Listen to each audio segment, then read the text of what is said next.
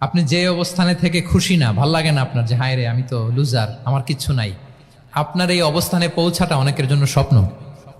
মানে যেটা পেয়ে আপনি হ্যাপি না, অতটুকু হইতে পারাটা অনেকের কি স্বপ্ন।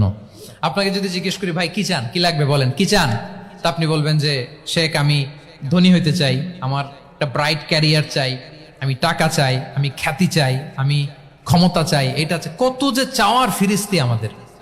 আপনি একটু একটা ক্যান্সার হসপিটালে জানতো, ক্যান্সারের 3rd স্টেজে চলে আসছে, ধুকে ধুকে লাস্ট স্টেজে চলে আসছে। আপনার তো অনেক কিছু চাই, আপনি ওকে একটু জিজ্ঞেস করেন যে ভাই আপনি কি চান। ও টাকা চায় না? ক্যান্সারের রোগী টাকা চাবে, খ্যাতি চাবে, ব্রাইট ক্যারিয়ার চায়। সে কি চায় বলেন তো একটু? সে একটু বাঁচতে চায়। যে ভাই তুমি কি চাও, বলবে আমি কিছু চাই না, একটু বাঁচতে চাই।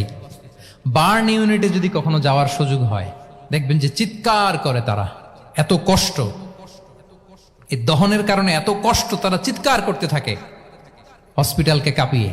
আপনি ওকে একটু জিজ্ঞেস করবেন ভাই কি চাও, বলেন তোর চাওয়াটা কি? ও শুধু বাঁচতে চায়, কিন্তু ওই বেঁচে থাকা নিয়ে তো আমাদের কোনো ফিলিংসই নাই। আমরা যে বেঁচে আছি এটা যে শুকরগুজার হওয়ার অনেক বড় একটা কারণ, আমরা এরকম করে ভাবিই না। এজন্য সুপ্রিয় সুধী মণ্ডলী, আমরা যে বেঁচে আছি এজন্য আলহামদুলিল্লাহ। ইসলামিক লাইফস্টাইল যদি আমরা মেনটেন করি, we must have to be optimistic, hopeful, আশাবাদী হইতে হবে। মুমিনের ডিকশনারিতে হতাশা নেই, আমরা হতাশ হই না, আমরা নিরাশ হই না, আমরা ভরসা রাখি এক মহান সত্তার উপর। আওয়াজ করে বলুন তিনি কে? শয়তানের মিশন হচ্ছে আমাদেরকে হতাশ বানানো। আমি স্টেজে ওঠার আগে সম্মানিত স্যার বলতেছিলেন যে আপনি একটু আশাবাদী করবেন আমাদের নারী শিক্ষার্থীদের ব্যাপারে, আমাদের ছেলে শিক্ষার্থীদের ব্যাপারে। কয়েকটা ইস্যু স্যার বললেন যে কিছু ফ্রাস্ট্রেশন তাদের মধ্যে কাজ করে। আজকে আপনাদের ডিকশনারি থেকে ফ্রাস্ট্রেশনকে একেবারে অমিট করে দিয়ে যাব। বলেন, বিশ্বাসীদের ডিকশনারিতে হতাশা বলে কোনো শব্দ আছে? ফ্রাস্ট্রেশন আছে? কারণ শয়তানের মিশন হচ্ছে আমাদেরকে হতাশ বানানো। কি বানানো? শয়তান আমাদেরকে আশাবাদী করতে চায় না, সে চায় আমরা যেন হতাশ হই। আমি ভুল করেছি, পাপ করেছি, অন্যায় করেছি, তো শয়তান সেই পাপের সাগরে আমাকে হাবুডুবু খাওয়াতে চায়, বলে আর অনেক ভুল হয়ে গেছে, অনেক দূর তুই চলে এসেছিস, আর আল্লাহ তোকে ক্ষমা করবে না, থাক এখানেই থাক, করতে থাক। এরকম শয়তান টেম্পটেশন দেয়, প্রভোকেশন করে। কিন্তু শয়তান জানে না যে আল্লাহর রহমতের দরিয়া কত বড়। শয়তানের মিশন হচ্ছে আমাদেরকে হতাশ বানানো, আর আল্লাহর বাণী আমাদের হৃদয়ে আশা জাগায়, আশাবাদী করে তোলে। আল্লাহর এই কিতাবের, কোরআনের প্রতিটি আয়াতে পরতে পরতে পাবেন আপনি মোটিভেশন, ইন্সপিরেশন। আল্লাহু আকবার। লা তাহজান ইন্নাল্লাহা মা'ানা। মনকে তুমি বুঝিয়ে বলো আল্লাহ আছেন আমার সাথে। জাহাঙ্গীরনগর বিশ্ববিদ্যালয়ের আমার সুপ্রিয় শিক্ষার্থী বন্ধুরা, এই বাক্যটি নিজের জীবনের জন্য, নিজের জীবনের সাথে সেট করে নেন। মনকে তুমি বুঝিয়ে বলো আল্লাহ আছেন আমার সাথে। বিপদে আপদে, আমাদের লাইফে আপস এন্ড ডাউনস থাকে, সব মুহূর্তে আমরা এই কথাটা খেয়াল করব যে কেউ যদি আমাকে হেল্প করার জন্য নাও থাকে, এক মহান সত্তা আছে, তিনি কে? আল্লাহ রাসূল সাল্লাল্লাহু আলাইহি ওয়াসাল্লাম, আবু বকর রাদিয়াল্লাহু তাআলা আনহু গারে সাউরে হিজরতের রাতে লুকিয়ে আছেন, কুরাইশরা খুঁজতেছে। আবু বকর রাদিয়াল্লাহু তাআলা আনহু তটস্থ, না জানি ধরা পড়ে যায়। তিনি বলছেন কুরাইশরা আমাদের এত পাশ দিয়ে যাচ্ছে, একটু মাথা নিচু করলে দেখে ফেলবে আমাদের। রাসূল সাল্লাল্লাহু আলাইহি ওয়াসাল্লাম বললেন যে ভয় পেও না। আবু বকর তুমি কি ভেবেছো আমরা এখানে গুহাতে দুইজন? না না, এই গুহায় আমরা দুজন নই, আমাদের সাথে একজন মহান সত্তা আছে। তিনি কে? আমরা তিনজন এখানে। লা তাহজান ইন্নাল্লাহা মা'ানা। ভয় পেও না, হতাশ হয়ো না, নিশ্চয় আল্লাহ আমাদের সাথে আছেন। আল্লাহ তাআলা সরাসরি কথাটাকে কোরআনে কোট করেছেন যে লা তাহজান ইন্নাল্লাহা মা'ানা। তাহলে সুপ্রিয় বন্ধুরা, এই বাক্যটা আমাদের খেয়াল রাখতে হবে যাদের মধ্যে ফ্রাস্ট্রেশন কাজ করে, যে মনকে তুমি বুঝিয়ে বলো কে আছেন আমার সাথে? আল্লাহ আছেন আমার সাথে। এরকম কোরআনের পরতে পরতে অনেক আয়াত পাবেন। লা তাইয়াসু মির রাউহিল্লাহ ইন্নাহু লা ইয়াইয়াসু মির রাউহিল্লাহি ইল্লাল কওমুল কাফিরুন। আল্লাহর রহম থেকে নিরাশ হয়ো না। কাফিররা ছাড়া কেউ আল্লাহর রহম থেকে নিরাশ হয়?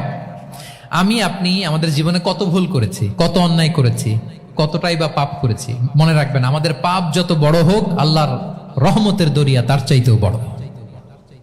ইন্না মা'আল উসরি ইউসরা ফাইন্না মা'আল উসরি ইউসরা, and verily with every hardship there is an ease. প্রত্যেক কষ্টের পরেই থাকে স্বস্তি। এই বাক্যগুলো কি আপনাকে মোটিভেশন দেয় না? এই কথাগুলো কি আপনাকে চাঙ্গা করে না? আপনার জীবনে ইন্সপিরেশন হয়ে আসে না এই কথাগুলো? ওয়ালা তাহিনু ওয়ালা তাহজানু ওয়া আনতুমুল আ'লাউনা ইন কুনতুম মুমিনিন।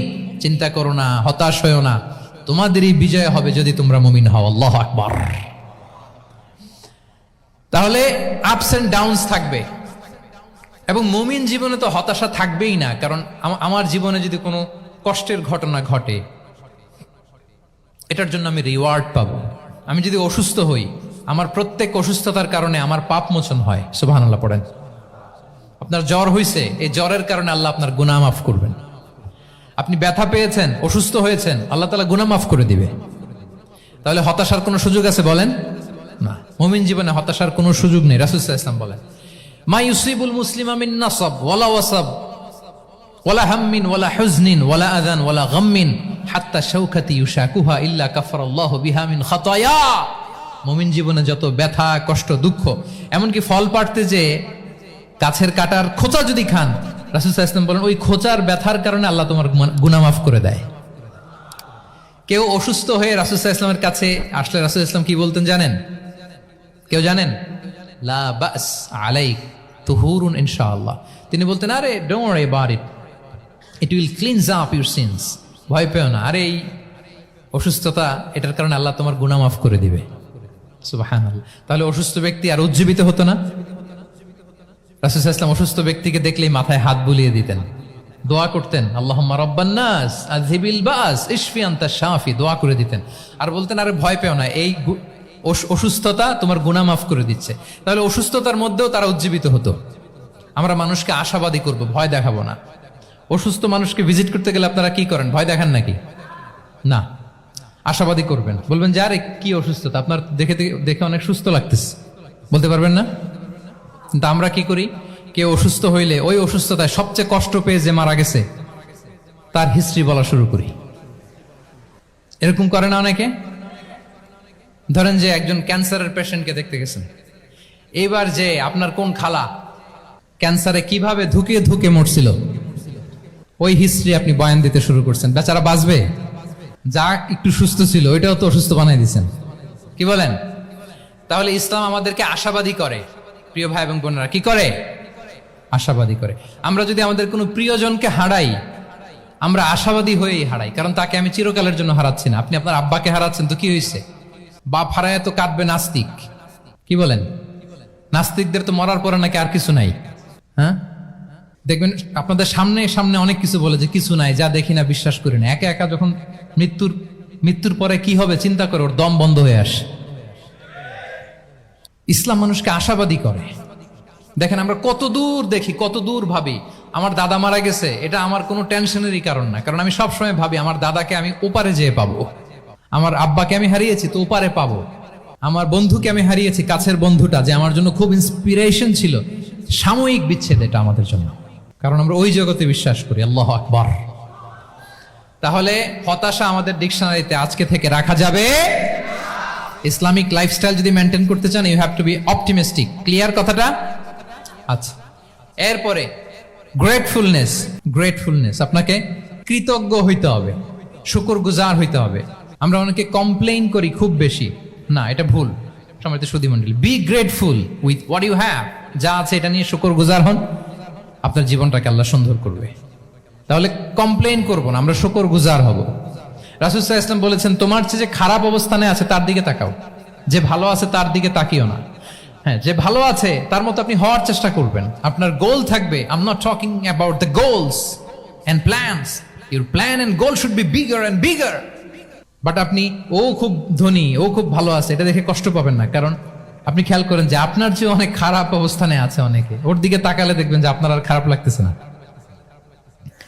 শেখ সাদি রাহিমাহুল্লাহ, বিখ্যাত কবি, নাম শুনেছেন না? ওনার একবার পায়ে দেওয়ার মতো জুতা ছিল না। কি ছিল না?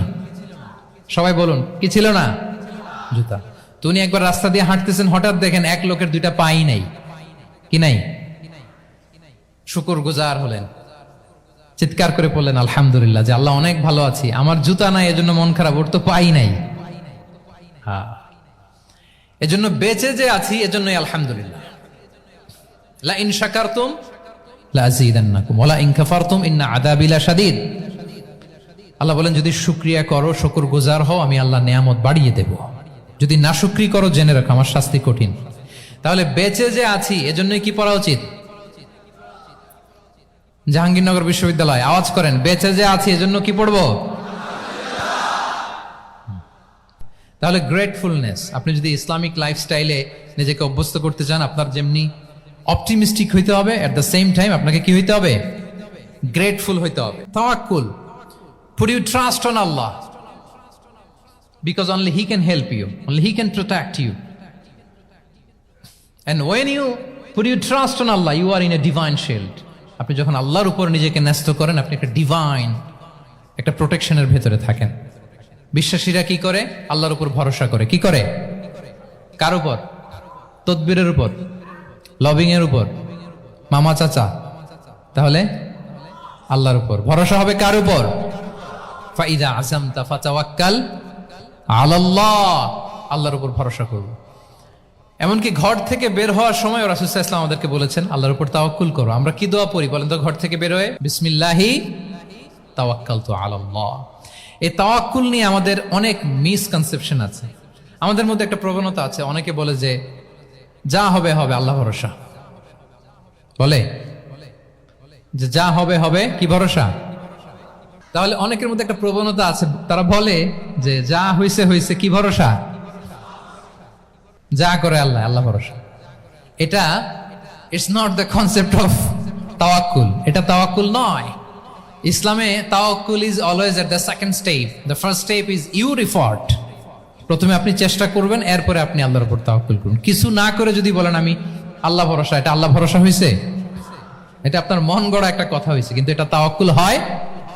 আমাদের অনেকে অলসতা, অকর্মণ্যতা, অপারগতা, হীনমন্যতা এগুলোর তাওয়াক্কুল বানায় ফেলাইছে। হাত গুটায় বসে থাকবে, কাজ করবে না, অলস, আর বলে কি আল্লাহ ভরসা। রিজিকের মালিক আল্লাহ, কিছু করবে না আর বলে আল্লাহ ভরসা। প্রিয় ভাইরা, রাসূল সাল্লাল্লাহু আলাইহি ওয়াসাল্লাম তিনি অলসতা, অকর্মণ্যতা, হীনমন্যতা, কাপুরুষতা, ভীরুতা এগুলো থেকে আল্লাহর কাছে পানাহ চেয়েছেন। নিজের সাধ্যের সবটুকুন তিনি করেছেন, তারপরে আল্লাহ ভরসা করেছেন।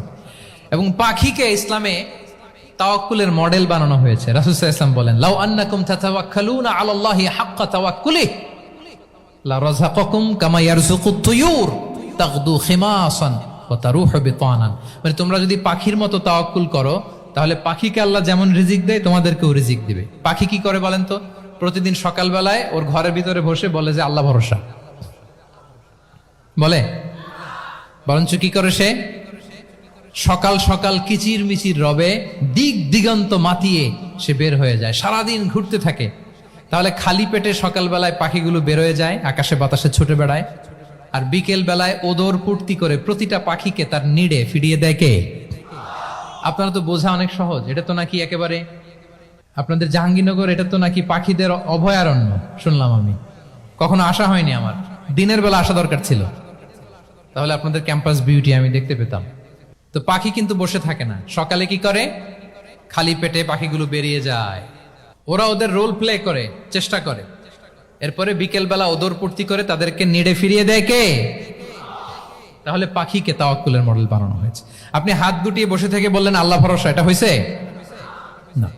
আপনি আপনার সর্বোচ্চটুকুন চেষ্টা করবেন, সব করার পরে এরপরে আপনি বলবেন আল্লাহ ভরসা। তাহলে তাওয়াক্কুল হলো প্রথমে যে কোনো জিনিস অ্যাচিভ করার জন্য পরিকল্পনা করা, তারপর সে পরিকল্পনা বাস্তবায়নের উপায় বের করা, তারপর বিভিন্ন উপায় উপকরণের সাহায্য নিয়ে সেটা অ্যাচিভ করার জন্য প্রাণান্তকর প্রচেষ্টা চালিয়ে যাওয়া, অবশেষে ফলাফলের জন্য কার উপর নির্ভর করা।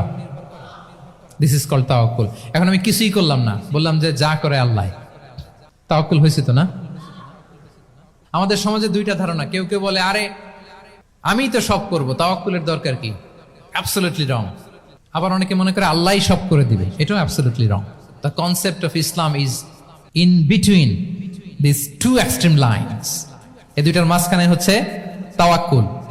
তাহলে তাওয়াক্কুলের মেকানিজম হচ্ছে আমার সাধ্যের সবটুকুন আমি করব, তারপরে আল্লাহ সাহায্য আসবে, সেজন্য আমি তাওয়াক্কুল করব। আপনারা মুসা আলাইহিস সালামের ঘটনা জানেন। উনি যখন বনী ইসরায়েলকে নিয়ে লোহিত সাগরের সামনে আসলেন, ফেরাউন তার সৈন্য নিয়ে ধাওয়া করলো, আল্লাহ তাআলা সাথে সাথে কি রাস্তা বানাই দিলেন নাকি? সাগরের মাঝখানে না, আল্লাহ বললেন আনিদ্রিব বিআসাকাল বাহর, লাঠি দিয়ে একটা বাড়ি মারো সাগরে। মুসা আলাইহিস সালাম বাড়ি না মারলে তো আল্লাহ রাস্তা বানাতে পারতেন না, না পারতেন না? পারতেন, কিন্তু এটা তাওয়াক্কুলের মেকানিজম নয়। ওনাকে বলেছেন বাড়ি মারো, উনি লাঠি দিয়ে বাড়ি মারলেন, বিশাল রাস্তা হয়ে গেল। মারিয়াম আলাইহিস সালাম যখন ঈসা আলাইহিস সালামকে ডেলিভারি করলেন, ক্লান্ত শ্রান্ত ক্ষুধার্ত, কি খাবেন?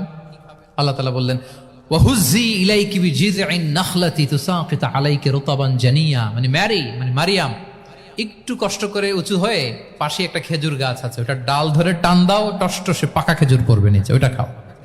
উনি টান না দিলে আল্লাহ এমনি অটোমেটিক্যালি পাঠাতে পারতেন না খেজুর? আল্লাহ পাঠাননি।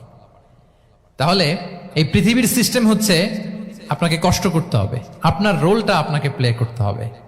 ইসলামে তাওয়াক্কুল is always at the second step, the first step is your effort. আপনাকে চেষ্টা করতে হবে, তারপরে আপনি তাওয়াক্কুল করবেন, তাহলে এটা প্রপার তাওয়াক্কুল হবে। তাহলে এখন থেকে হাত গুটিয়ে বসে থেকে আল্লাহ ভরসা বলবেন? আমরা এটা ভুল করে ফেলি।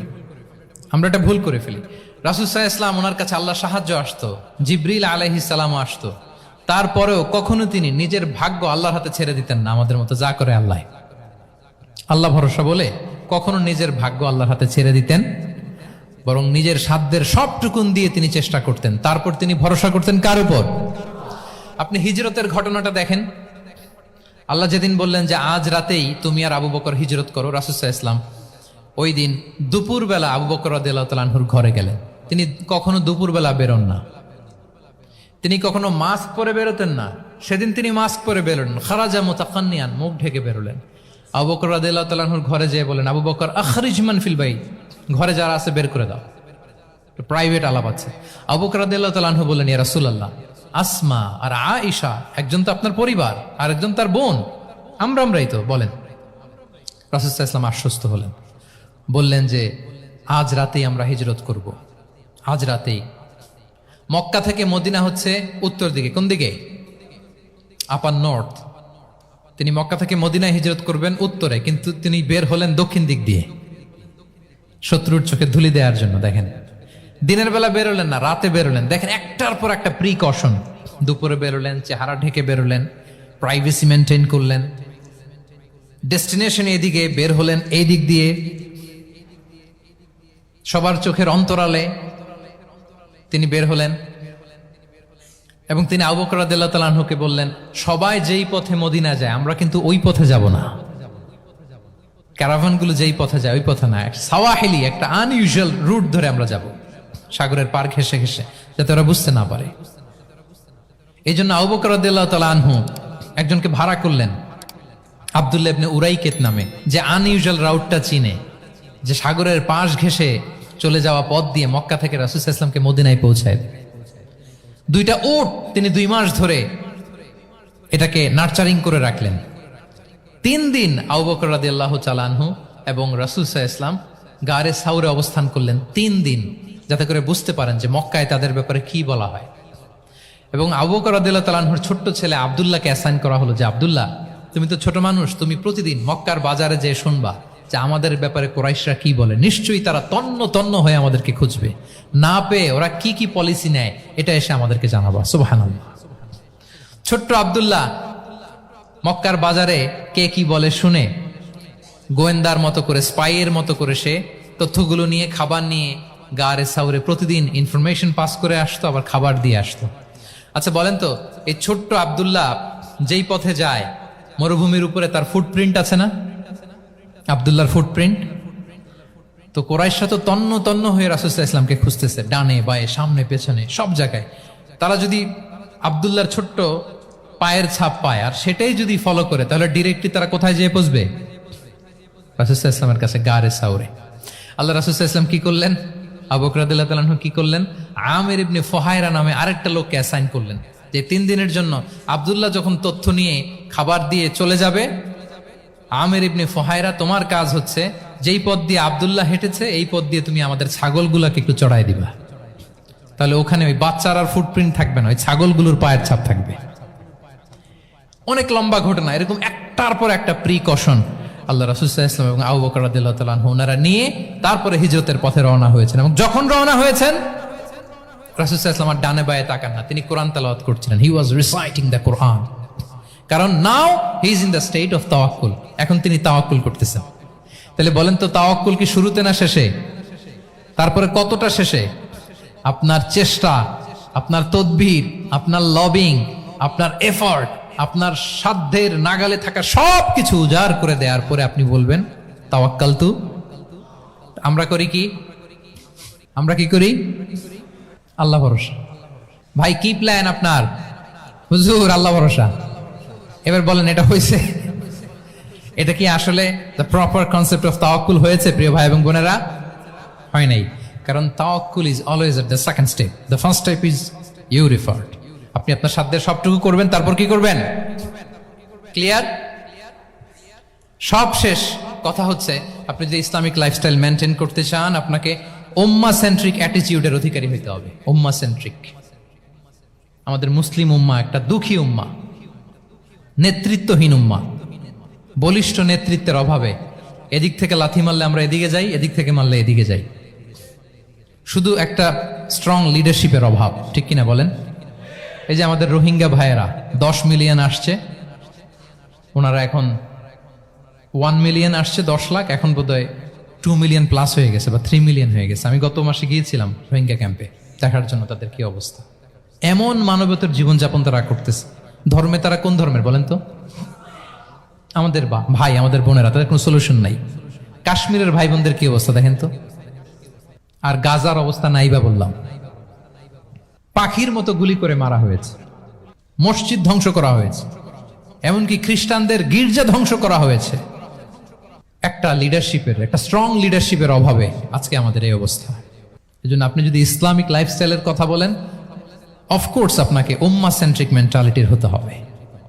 এই দুঃখী উম্মাকে নিয়ে আপনার প্রজেক্ট থাকতে হবে।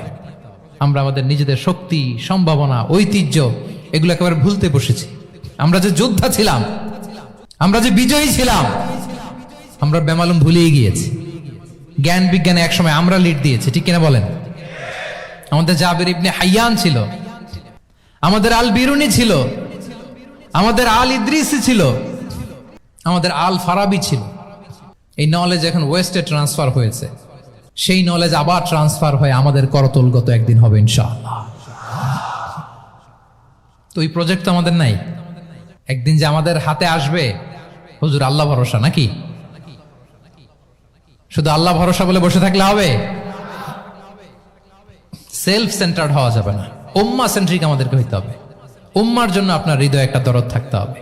অন্যের জন্য কাজ করার একটা মেন্টালিটি আমাদের গ্রো করতে হবে। যারা অন্যের জন্য করে তারা জানে যে এটাতে কি সুখ, কি মজা। আপনি অন্যকে দান করে দেখেন, একটা সুখানুভূতি আপনার মধ্যে কাজ করবে।